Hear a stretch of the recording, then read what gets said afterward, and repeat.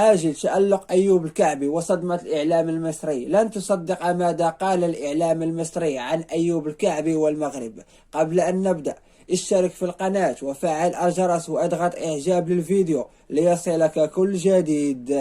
سجل أيوب الكعبي مهاجم أولمبياكوس اليوناني هدفه السابع على التوالي رفقة فريقه، وهذه المرة في شباك نادي فولوس في إطار الدوري اليوناني. وواصل الدولي المغربي تألقه مع نادي أولمبياكوس خلال الأسابيع الأخيرة، وانفجرت الحادثة التهديفية لمهاجم الأسود بعد كأس إفريقيا نسخة كوت ديفوار الأخير. وشارك الكعبي مع المنتخب الوطني في الكان، حيث خرج رفقة الأسود من الدور الثمن النهائي أمام منتخب جنوب إفريقيا.